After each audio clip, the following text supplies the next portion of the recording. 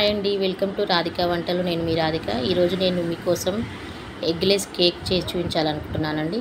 అందుకోసం ముందుగా ఒక గిన్నె తీసుకొని అందులో ఒక కప్పు బొంబాయి రవ్వ తీసుకున్నాను. అదేవిధంగా ఒక కప్పు షుగర్ పౌడర్ తీసుకున్నానండి. హాఫ్ కప్పు పెరుగు తీసుకున్నాను.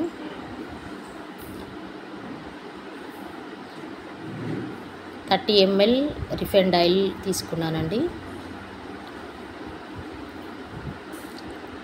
ఇప్పుడు అంతా ఒకసారి ఈ విధంగా కలుపుకోవాలి. నేను చెప్పిన మెజర్మెంట్స్ తోటి మీరు కేక్ చేసి చూడండి. 100% మీకు ఫ్లఫీ కేక్ వస్తుందండి. చాలా బాగుంటుంది టేస్ట్. ఇందులో నేను మైదా, ఎగ్ ఏది వాడట్లేదండి. ఇప్పుడు ఒక కప్పు మిల్క్ తీసుకోవాలండి. అందులో ఒక హాఫ్ పోసి ఈ విధంగా ఒకసారి కలుపుకోవాలి.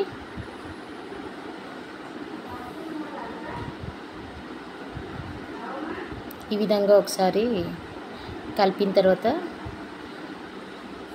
మిగతా పాలు కూడా పోసి ఒకసారి కలుపుకోవాలండి.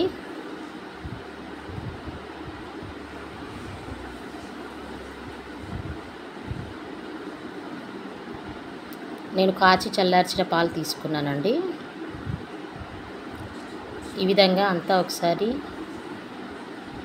ఈవెన్గా కలుపుకొని మూత పెట్టి ఒక 30 minutes రెస్ట్ ఇవ్వాలండి. 30 minutes అయిపోయింది. బ్యాటర్ ఈ విధంగా థిక్గా అయిపోతుందండి. 30 minutes రెస్ట్ ఇస్తే ఇప్పుడు ఒకసారి ఈ విధంగా కలుపుకొని దీంట్లో half table spoon baking soda, half table spoon baking powder వేసుకున్నానండి. కొద్దిగా మిల్క్ యాడ్ చేసి ఒకసారి అంతా ఈవెన్గా కలుపుకోవాలి.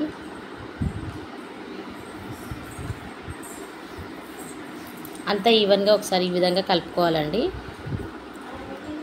ఇప్పుడు ఇందులో నేను 1 టీ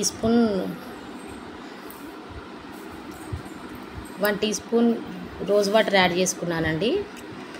మీరు కావాలనుకుంటే వెనిలా ఎసెన్స్ యాడ్ చేసుకోండి. ఈ విధంగా అంతా ఒకసారి కలుపుకోవాలి.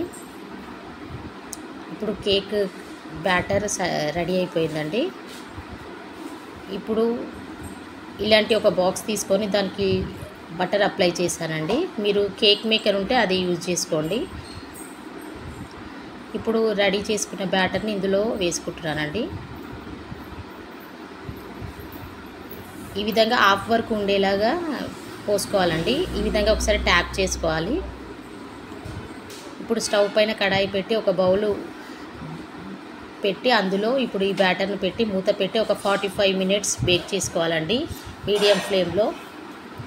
45 minutes అయిపోయిందండి. ఇప్పుడు ఒకసారి కేక్ రెడీ అయిందో చెక్ చేసుకుందాం. ఈ విధంగా ఫోర్క్ తోటి కుచ్చి చూస్తే ఫోర్క్కి ఏం అంటలేదంటే కేక్ రెడీ అయిపోయినట్లేనండి. స్టవ్ ఆఫ్ చేసుకొని ఒక 10 minutes అలానే వదిలేసేయాలండి. వెంటనే కేక్ బయటకు తీయొద్దు. ఇప్పుడు ఈ విధంగా ప్లేట్ తీసుకొని టర్న్ చేసుకుంటే కేక్ రెడీ అయిపోయిందండి. మీరు ఒకసారి ట్రై చేసి చూడండి. చాలా బాగా వస్తుంది మీకు నేను చెప్పిన మెజర్మెంట్స్ తోటి. బయట బేకరీలో చేసే కేక్స్లో ఏం కలుపుతారో ఏంటో అది కూడా మనకు తెలియట్లేదు కాబట్టి ఇంట్లో చేసుకోండి. Thank you for watching.